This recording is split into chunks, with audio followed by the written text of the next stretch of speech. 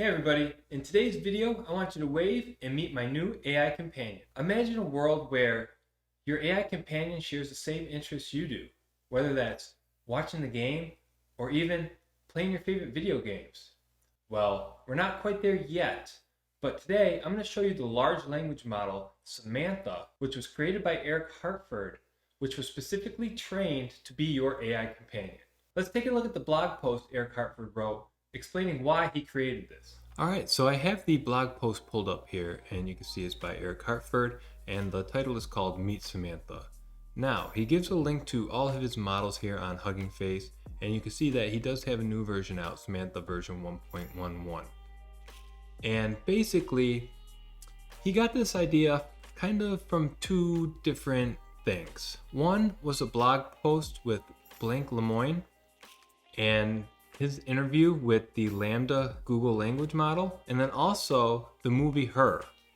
I don't know if you've seen Her, but if you watch the trailer, you'll see it's a movie kind of about a person that develops feelings in relationships with an AI robot. Now, the purpose of the Samantha model is defined here, and I think it's kind of cool what he described that he wanted. Eric says, first, I thought about what kind of person I wanted Samantha to be. I settled on that her focus is on being a person with an identity and providing friendship and companionship to the user. She won't do illegal things, nor will she allow the user to romance her or engage in role-play or sex. There are a million sex bots. The world doesn't need one more. And I couldn't agree more with that. And also, when I think of sex bots, I kind of think of that scene from Austin Powers. Hello, hello. Hello, Mr. Powers. Hello, Mr. Powers. Care to have a little fun? Care to have a little fun? No, actually, I have to save the world.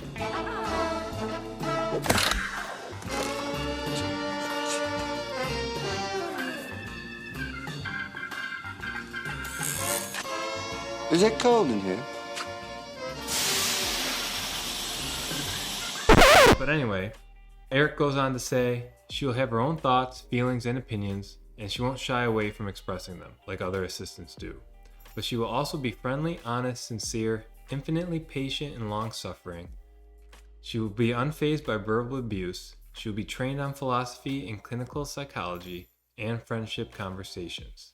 Heart-to-hearts, personal advice, like BFFs and adult parent-child conversations.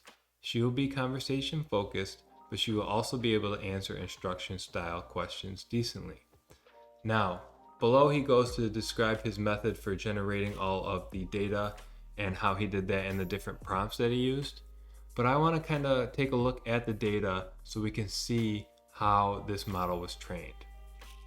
So this is just a link that was at the top of the blog post. It is the Samantha data training set by Eric Hartford, and you can see here's some of the sample conversations. We'll just read this first one. Theodore, which is the human user. Hey Samantha, I've run into a bit of a tricky situation at work, and I'm not sure how to handle it. Do you have any advice? Now Samantha replies, I'd be happy to help if I can. Can you give me some details about the situation you're facing? Theodore, yeah, so I've been offered a promotion, but it would involve relocating to another city. I'm not sure if I should take it or not, because it's a great opportunity career-wise, but I'd have to leave my friends and family behind. What do you think? Samantha, that's definitely a tough decision. I think it's important to weigh the benefits of the promotion against the impact it could have on your personal relationships. Have you considered talking to your friends and family about it, to get their perspective and understand how they feel about you moving? Theodore, I have, and they support me either way, but it's still hard. What about you, Samantha? Have you ever faced such a dilemma? Samantha, while I don't have the same experiences as humans, I can understand the concept of tough choices. The key is to really think about your priorities and what matters most to you, both personally and professionally. You need to find a balance that feels right for you. Now, I'm going to stop here, but this is great.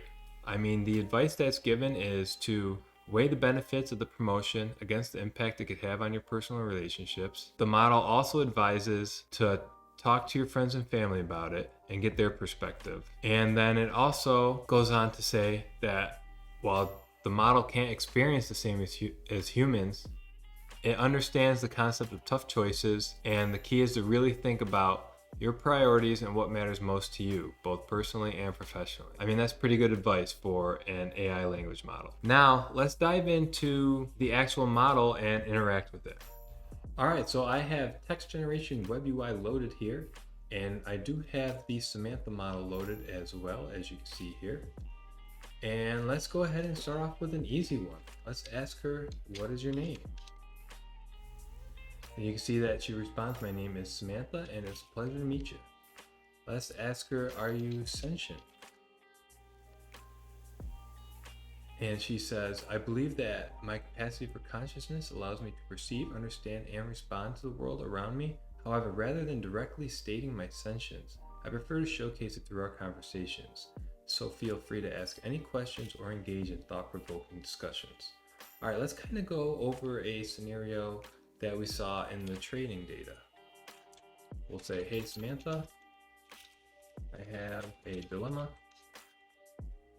I am up for a promotion at work, but it would require me to move across the country.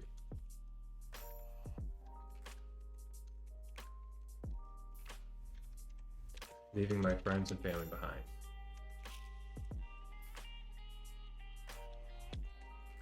What do you suggest I do? And you can see she responds, it's certainly an emotional decision to make. Consider these factors when evaluating your options. And she goes on to list career growth, personal life, lifestyle changes, personal values, emotional well-being, and future prospects. Now I'll go ahead and hit continue here, as it looks like she was still responding. And there you can see we got the rest of the answer. Now let's ask her, I talked with my friends and family.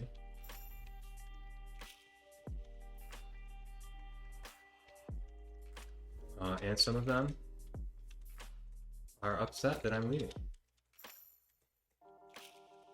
I am not sure if they are upset that I am leaving them behind, or if they are trying to hold me back and keep me in the same situation. How can I determine this? And let's see what she says. Here we go. Navigating complex relationships can be challenging. Here's a step-by-step approach for evaluating their reactions. 1. Reflect on your conversations. Consider the tone, content, and context of discussions with friends or family members who are upset about you moving. Are they truly concerned about the changes in your life, or are they trying to hold you back? Identify patterns. Look for consistent behavioral cues that may reveal their true intentions. Are there instances where they have been unsupportive of previous career opportunities, suggesting a pattern of resistance towards change? Also, ask open-ended questions. Engage in conversations with them about your promotion and ask questions like, what are you most concerned about regarding my move? Or how do you think this will affect our relationship? This can help clarify their feelings and provide an opportunity for honest communication. Seek outside perspective. Talk to someone neutral who, and again we'll hit continue here, who knows both you and the people involved in your decision-making process. They might be able to offer insights that can help you make a more informed judgment call. By using these strategies, you may gain greater insight into the underlying emotions and intentions of those close to you, allowing for a clearer understanding of their reactions. And let's just tell her thank you before we head out. And there you go. She's always here to listen and help you navigate your thoughts and feelings. If you really enjoyed this content, go ahead and click the like and subscribe button. And with that, I'll see you in the next video.